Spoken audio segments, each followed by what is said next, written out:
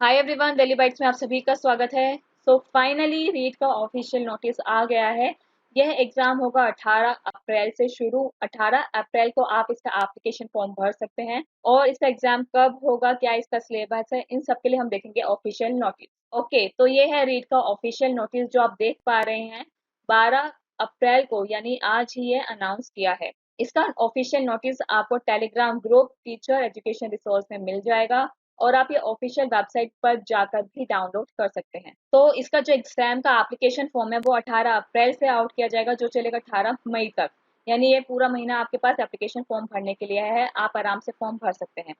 इसका एग्जाम होगा 23 जुलाई को और 24 जुलाई को। 24 जुलाई के बाद इसका एग्जाम रखने की जरूरत पड़ सकती है अगर कैंडिडेट की काउंटिंग ज्यादा हुई तो। और इसका एग्जाम दो शिफ्ट में होगा, पहली शिफ्ट और दूसरी शिफ्ट। पहली शिफ्ट होगी 10 से 12:30 के लिए, जिसमें फर्स्ट लेवल के कैंडिडेट्स एग्जाम देंगे।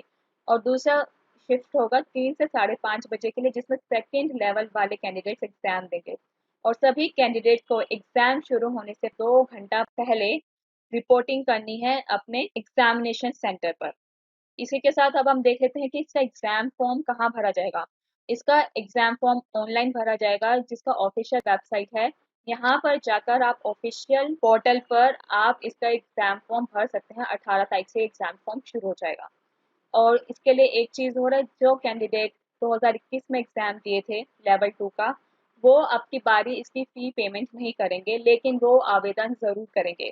आप फॉर्म भरिएगा, लेकिन आपको उसमें फीस पे करने की ज़रूरत नहीं पड़ेगी अगर आप 2021 वाले एग्जाम में अपीयर हुए तो। इसी के साथ जो नए स्टूडेंट्स होंगे उनको पहले रजिस्ट्रेशन पूरा करना पड़ेगा। रजिस्ट्रेशन में जो जो रिक्वायरमेंट होगी वो फिल करनी होगी। फिर आपको बैंक से ऑनलाइन भुगतान का चुनाव कर परीक्षा शुल्क जमा करना होगा।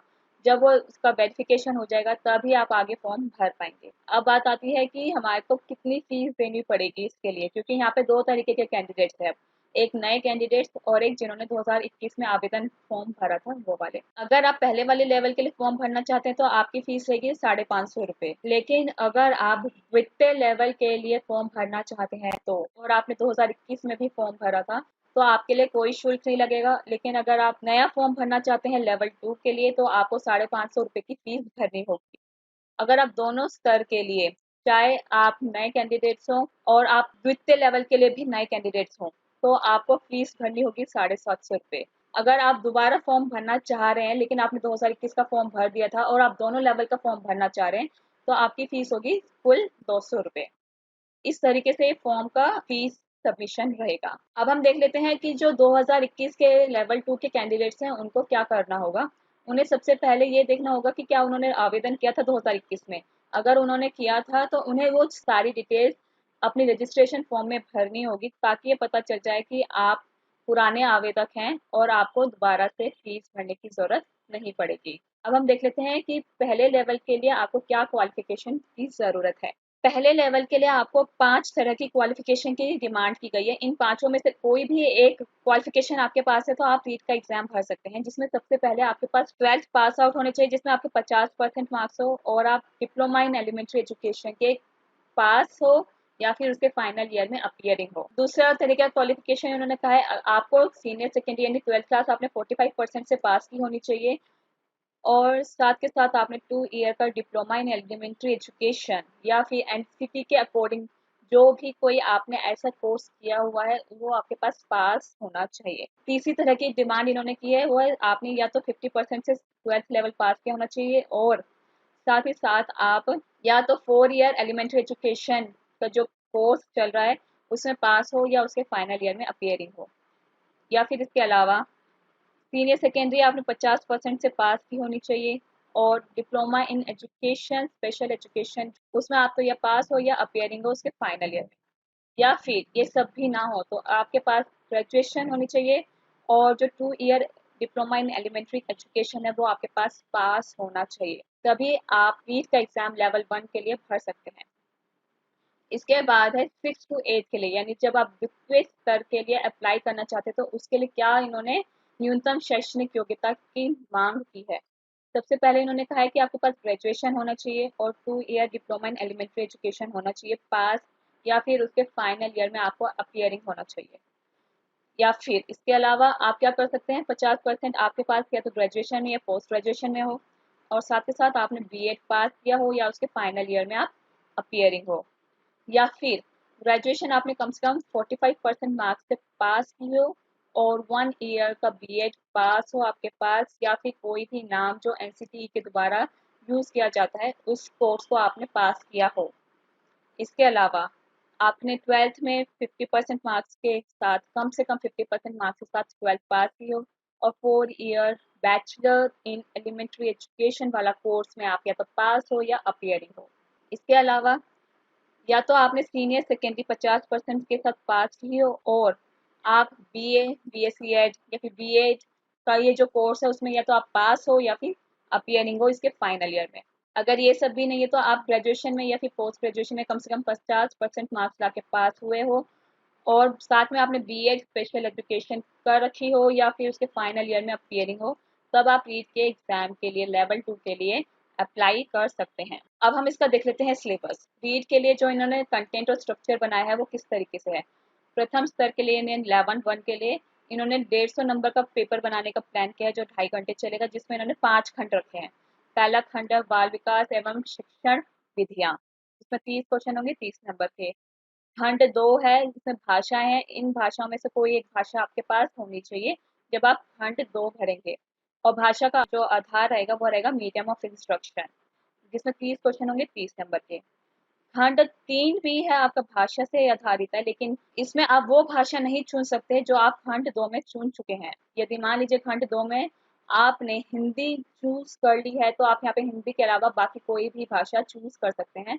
इसमें भी 30 क्वेश्चन होंगे 30 नंबर के। खंड 4 है गणित से आधारित और खंड 5 है पर्यावरण अध्ययन पर आधारित। इनमें भी 30-30 प्रश्न होंगे 30 नंबर के। जो प्रश्न यहाँ पूछे जाएंगे वो प्रश्न वैसे तो आपकी पहली से 5वीं कक्षा तक के मापदंड को ध्यान में रखकर बनाया जाएगा, लेकिन उसके जो प्रश्नों की कठिनाई है वो सेकेंडरी स्टेज यानी कक्षा 10वीं तक होगी। अब हम देख लेते हैं सिलेबस जो स्तर 2 का होगा यानी कक्षा 6 से 8वीं तक का होगा।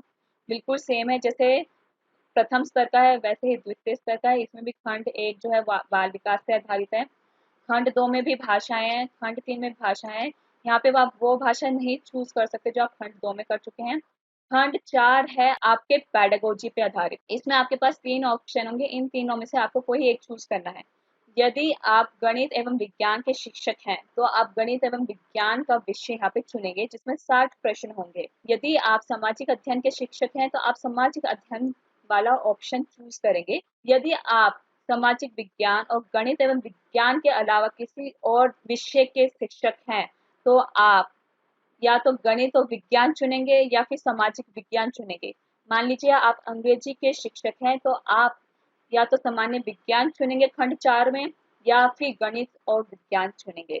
प्रश्न आपके पास 60 ही होंगे इसमें भी, और इसमें भी जो आपके प्रश्न होंगे उनका मापदंड 6 से 8वीं तक की कक्षा तक का होगा, लेकिन जो कठिनाई होगी वो सीनियर सेकेंडरी यानी 12वीं तक हो सकती है। और परीक्षा हम जान चुके हैं 23 और 24 जुलाई को होगी, और टाइम भी हम देख चुके हैं कि किस टाइम होगी। ऑफिशियल वेबसाइट भी हम देख चुके हैं कि कहाँ पर जाकर आपको इसका फॉर्म भरना है।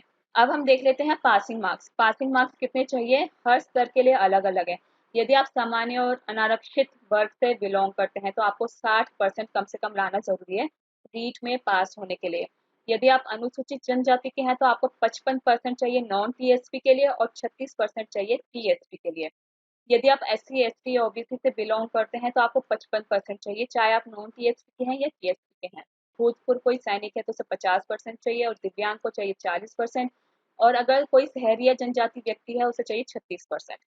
इतने पासिंग मार्क्स आपको चाहिए रीट में पास होने के लिए। तो ये थी मेन डिटेल जो मैंने यहाँ पे आपको बताई है सारी रीट के रिगार्डिंग। इसका ऑफिशियल नोटिस मैं आपके साथ टेलीग्राम ग्रुप में शेयर कर दूंगी, वहां से आप इसे डाउनलोड कर सकते हैं और पूरा एप्लीकेशन फॉर्म आप भर सकते हैं। इसी के साथ यदि आपको रीट से रिलेटेड कोई भी डाउट है, क्वेरी है, तो आप मुझे इंस्टाग्राम पे डेली बाइट कनिका करके सर्च कर सकते हैं। वहां पे आप में से कोई भी रीट के रिगार्डिंग जो भी डाउट है पूछ सकते हैं।